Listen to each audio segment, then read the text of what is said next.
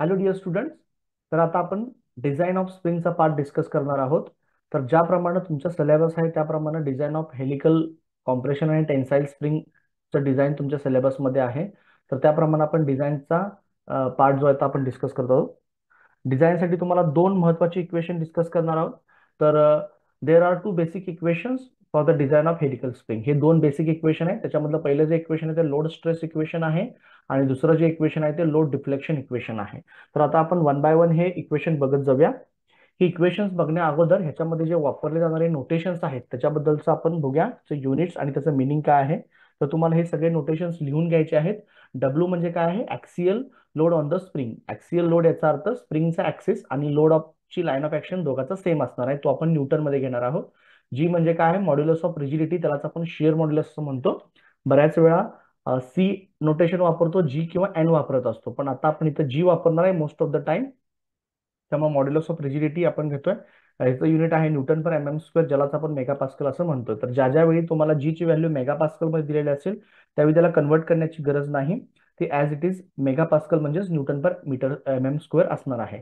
नंतर के आहे walls factor, त्याला कोणत्याही प्रकारचं युनिट नसणार आहे. नंतर डी आहे मीन कॉईल डायमीटर, त्याचे आपण दोन फॉर्म्युले डिस्कस केले होते, ते एम एम मध्ये असणार आहे. नंतर स्मॉल डी आहे वायर डायमीटर, तो पण एम एम मध्ये असेल. नंतर एन आहे नंबर ऑफ ऍक्टिव्ह टर्न्स. त्यानंतर टाऊ आहे maximum shear stress induce in the spring wire, तो न्यूटन पर एम एम स्क्वेअर म्हणजेच पास्कल मध्ये घेणार आहोत. नंतर सी जो आहे तो स्प्रिंग इंडेक्स आहे, जो mean coil diameter to the wire डायमीटरचा रेशो असतो. आणि डेल्टा हा डिफ्लेक्शन ऑफ द स्प्रिंग असणार आहे. तर हे सगळे नोटेशन्स आहेत. त्या नोटेशनच्या बेसवरती आपण आता इक्वेशन पहिलं बघूया. सुरुवातीला बघूया लोड स्ट्रेस इक्वेशन. त्याच्यामध्ये आपल्याला tau is equals to K 8 WD by D cube. हे जे इक्वेशन आहे ह्याचं इक्वेशनचं डेरिवेशन तुमच्या सिलेबसमध्ये नाही. हे इक्वेशन कसं आलेलं आहे हे आपल्याला डिराईव्ह करण्याची गरज नाही. तर डायरेक्ट आपल्याला इक्वेशन लक्षात ठेवायचं आहे. Tau is equals to 8 K 8 WD divide by pi D cube. आता याच्यामध्ये आपण मागं फॉर्म्युला बघितला होता बघा, spring index C is equals to it is the ratio of mean coil diameter to the wire diameter. मग आपण काय करू शकतो, इथं पण तुम्हाला न्यूमरेटरला कॅपिटल डी दिसतोय आणि इथं डिनॉमिनेटरला एक स्मॉल डी घ्यायचं. तर ह्यातून एक डी आणि ह्यातून एक डी बाहेर घेतला आणि त्याच्या कॅपिटल डी आपण स्मॉल डी बद्दल आपण सी लिहू शकतो. त्यामुळे के ला के आहे 8, डब्ल्यू ला डब्ल्यू आहे आणि इथला एक कॅपिटल डी आणि स्मॉल डीचं आपण सी मध्ये कन्व्हर्जन केलंय. डिनॉमिनेटर मध्ये पाय ऍज इट इज राहील. एक डी तिकडे गेल्यामुळे इथं तुमचा जो आहे तो डी स्क्वेअर राहणार आहे. तर याप्रमाणे हे इक्वेशन असेल. आता ह्याच्यानंतर आपण पुढे येऊया. इथं के ची जी व्हॅल्यू आहे, के आपण म्हणतो वॉल्स फॅक्टर. तर के ची व्हॅल्यू ही डिपेंड्स आहे, तीन वेगवेगळ्या त्याच्या कंडिशन्स आहेत. के हा कधी के एस होतो, के हा कधी केसी होतो आणि के ॲज इट इज के पण राहतो. तर केसी ज्यावेळी आपण कधी म्हणतो की ज्यावेळी फक्त आपण डायरेक्ट शिअर स्ट्रेस ज्यावेळी आपण कन्सिडर करत असतो त्यावेळी के के एस मध्ये कन्वर्ट होतो. ज्यावेळी कर्वेचरचा इफेक्ट आपण अकाउंटमध्ये घेत असतो त्यावेळी केसी मध्ये होतो. आणि दोघांचा ज्यावेळी आपण एकत्रित विचार करतो त्यावेळी तो के मध्ये होतो. तर आता के ची व्हॅल्यू किती घ्यायची, ह्याच्या सिंपल अशा तीन कंडिशन दिलेल्या आहेत मी इथं. ज्यावेळी त्यांनी त्यावेळी ज्यावेळी क्वेश्चन मध्ये त्यांनी असं म्हणलं की निग्लेक्ट बोथ फॅक्टर. ज्यावेळी ते असं म्हणतात की डायरेक्ट शिअर स्ट्रेस फॅक्टर पण निग्लेक्ट करा आणि कर्वेचर इफेक्ट पण निग्लेक्ट करा, त्यावेळी स्ट्रेट अवे के ची व्हॅल्यू 1 घ्यायची.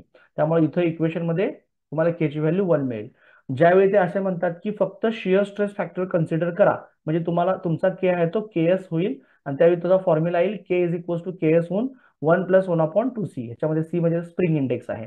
आणि ज्यावेळी ते असं म्हणतात की दोन्ही फॅक्टर कन्सिडर करा किंवा पर्टिक्युलर त्यांनी काहीच मेन्शन केलं नाही, तर के म्हणजे काय होईल, केएस आणि केसीचा प्रोडक्ट होईल आणि जो एक्सटेन्शन होऊन जो फॉर्म्युला तो हा तुम्हाला फॉर्म्युला लक्षात ठेवायचा, K is equals to 4C-1 divide by 4C-4 plus 0.615 divide by C. तर ह्याप्रमाणे हे तीन फॉर्म्युले तुम्हाला लक्षात ठेवायचे आहेत.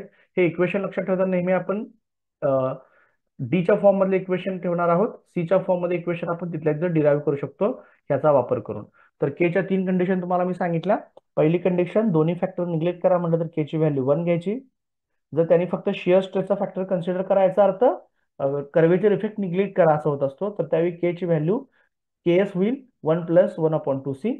आणि ज्यावेळी दोन्ही फॅक्टर कन्सिडर करा म्हणतात किंवा त्यांनी पर्टिक्युलर काही मेन्शनच केलं नाही तर बाय डिफॉल्ट दोन्ही तुम्हाला कन्सिडर करावे लागतील. त्यावेळी K is equals to K S into K C होईल, ज्याचा जो फॉर्म्युला आलेला आहे K is equals to 4C-1 divide by 4C-4 plus 0.615 divide by C. याप्रमाणे हे इक्वेशन तुम्हाला पुढं सॉल्व्ह करण्यासाठी वापरायचं. तर नंतर आपण सेकंड इक्वेशन कडे येऊया. सेकंड इक्वेशन आहे लोड डिफ्लेक्शन इक्वेशन. पहिल्या ह्याच्यामध्ये होतं लोड स्ट्रेस इक्वेशन, हे आहे लोड डिफ्लेक्शन इक्वेशन.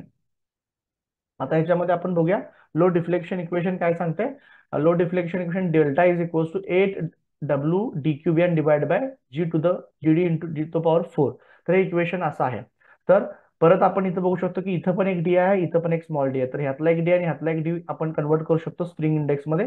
त्याप्रमाणे हा फॉर्म्युला रिवाइज होईल. Deflection is equals to 8 W CQBN divide by G into D. तर ह्याप्रमाणे हे लोड डिफ्लेक्शन इक्वेशन पण तुम्हाला लक्षात ठेवायचे. मिनिंग त्याचे सिम्बॉलचे मिनिंग ते ऍज इट इज आहेत.